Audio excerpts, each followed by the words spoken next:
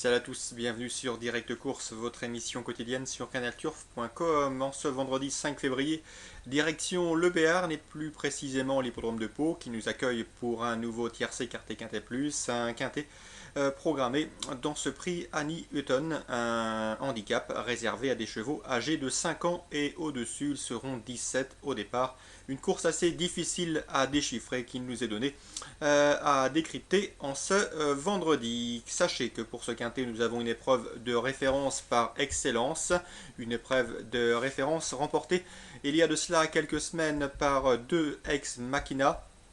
C'est le numéro 2. Ce jour-là, le cheval s'imposait à Bellecote. Il devançait plusieurs de ses adversaires du jour, des adversaires qui sont au nombre et qui sont nombreux d'ailleurs, puisque ce jour-là, deux ex-machina s'imposaient donc aux abords du poteau en devançant Kama Deluca, qu'il retrouve dans cette compétition. Kama Deluca, c'est le numéro 13. Victor of Kerlen, le numéro 12, se classait 3e. Ren Matrix, le numéro 5, se classait 4e. Devant Désir Royal qui complétait la combinaison gagnante du quintet. Derrière, nous avions Neriolo, le numéro 10, qui ce jour-là traçait une fin de course des plus encourageantes en retrait. C'est le numéro, il terminait 6e.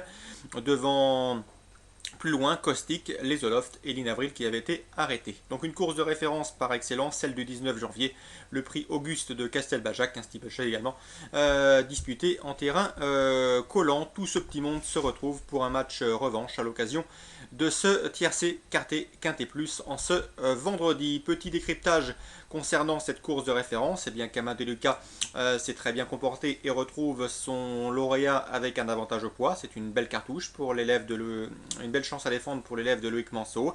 Sachez également que Neriolo nous avait laissé une impression favorable. Neriolo qui n'est autre que le tenant du titre de cette épreuve. Il a en effet remporté ce quintet l'an dernier devant Kama Deluca, quand on retrouve les mêmes et on recommence. Kama Deluca terminé 4e dans une épreuve remportée l'an dernier par Neriolo. Neriolo, c'est le numéro 10, attention à lui. Il a terminé dans une plaisante action en dernier lieu en retrait du quintet de tête. Méfiance, méfiance.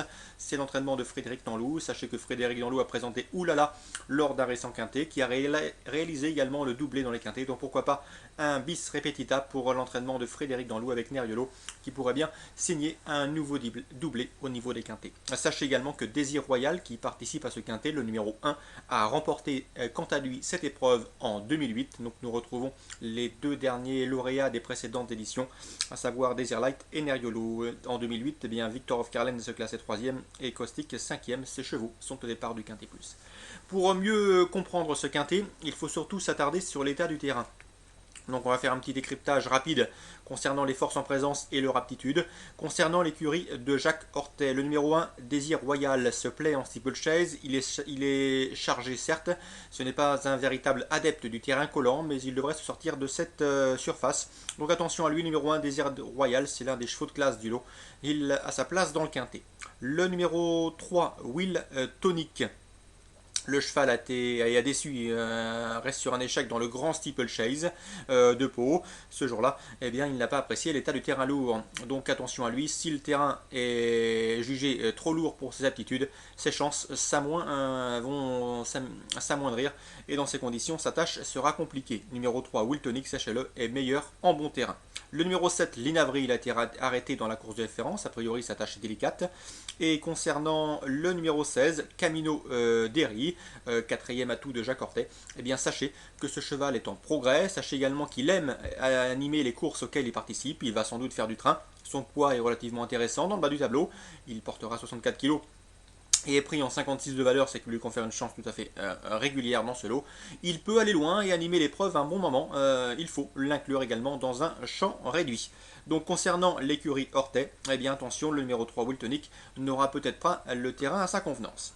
Petit mot également sur les pensionnaires d'Éric Leray. Éric Leray qui aura deux atouts, le 11 Speed Day et le 12 Victor of Kerlen. Victor of Kerlen, on en a parlé, il s'est très bien défendu dans l'épreuve de référence le mois dernier. C'est un cheval qui est pris à sa juste valeur et on connaît son attitude au terrain lourd. Donc le 12, Victor of Kirlen devrait répéter sa récente troisième place enregistrée sur cette piste. Il aura également un terrain à sa convenance. Concernant son compagnon d'entraînement, le 11, Speed Day, sachez qu'il a eu des petits problèmes après, de légers problèmes après sa dernière sortie du 17 décembre. Il n'a pas été revu depuis, donc c'est un atout fraîcheur pour lui, un atout fraîcheur qui pourrait l'aider à participer à l'arrivée de cette épreuve. En tout cas, Eric Lorraine était loin d'être négatif. Le cheval aura également un terrain à sa convenance. C'est de lui dont peut venir la surprise. Numéro 11, Speed Day, un candidat aux belles places dans cette épreuve. Concernant l'effectif de Loïc Manceau, Camadeluca, on en a parlé. Camadeluca, c'est le numéro 13. Sur la course de référence, il dispose d'une toute première chance, ce 6 ans face à ses aînés. Sachez également qu'il délègue également le numéro 4, Afterlight, qui lui aura une tâche plus difficile, mais le cheval revient progressivement mieux, il est en phase ascendante et il n'est pas hors d'affaire pour une éventuelle cinquième place, mais des deux pensionnaires de Loïc Manceau, il est légitime de lui préférer Kama Deluca, le numéro 13.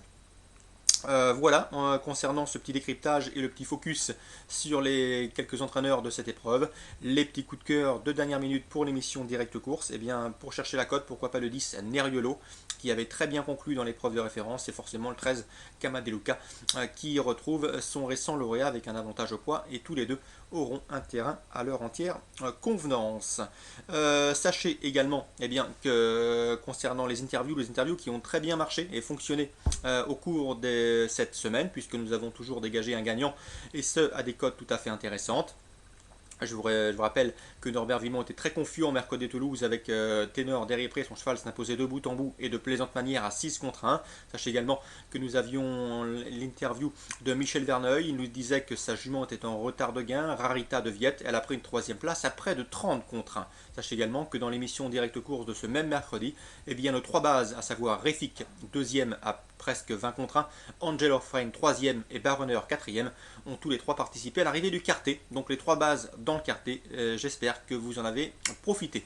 Concernant nos différentes informations, en réunion 1 à Pau, sachez que le programme est de qualité. Nous aurons notamment la grande course de Pau. Les pronostics de la rédaction sont disponibles dans la rubrique pronostics. Ne manquez pas l'analyse détaillée et les pronostics avérés de notre spécialiste pour le galop. Sachez que pour la réunion 2 de Cagnes, nous aimons beaucoup le 601 Quinjet. C'est une véritable spécialiste des parcours de vitesse. Les 2100 mètres autostart lui conviennent à merveille. D'ailleurs, elle compte déjà plusieurs succès avec ce mode de départ et sur ses tracés réduits. Ces deux dernières tentatives sur ce même parcours de 2100 mètres autostart se sont soldées par autant de deuxième place. Pierre Vercruis aux commandes. S'il n'est pas contrarié par ce numéro 1 derrière la voiture, la jument devrait pouvoir disputer la victoire. 601 Quinjet en réunion 2 à Cagnes, nous l'aimons beaucoup. Petit mot également sur le 804 Parrain on Éole. Pour ceux qui suivent régulièrement la rubrique des interviews, sachez que Régis Métayer, nous l'avions interviewé et je l'avais interviewé il y a ça quelques temps, il nous avait dit que Parrain on Éole avait de l'argent à prendre au cours de ce meeting et au cours des prochaines semaines. Donc Parrain on Éole sera dérivé ici par un apprenti qui le connaît parfaitement bien, le cheval est en forme, répète ses courses, il a de l'argent à prendre au dire de son mentor Régis Métayer. Donc le 804 Parrain en Éole a glissé dans vos jeux, son numéro 804 Réunion de Cagnes. Petit mot également sur les deux premières courses, une course réservée à des poulains et des pouliches. Pour les poulains, c'est la première. Dans cette épreuve, nous avons un inédit qui fait l'objet de bruits flatteurs, c'est le 110 Texas of Love. Texas of Love, cheval très bien né, cheval bien qualifié, où il avait vraiment laissé une belle impression le jour des qualifications. Il est estimé par la famille Martens, c'est vrai qu'il débute, il ne faudra pas donc qu'il se monte trop en pression et qu'il se montre fautif, mais attention, le 110 Texas of Love pourrait bien réussir de très bons débuts dans cette première course du programme. Dans la deuxième, j'aime beaucoup le 207 Tawa Mali. Cet élève de Richard William de Necher reste sur une troisième place derrière deux poulains estimés, un par Yannick Canabrian, le deuxième par Christophe Martens.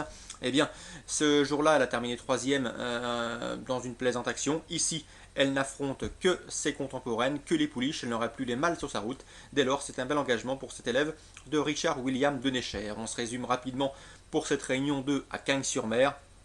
Le 110 Texas of Love, des débuts intéressants sont attendus.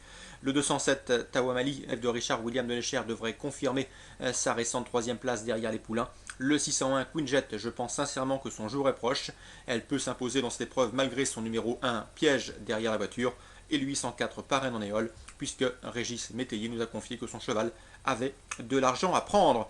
Voilà, j'espère que vous avez pris bonne note de nos informations direct course pour ce vendredi 5 février. On se donne désormais rendez-vous demain pour une nouvelle émission. Très bon jeu à tous, bonne journée donc et à demain.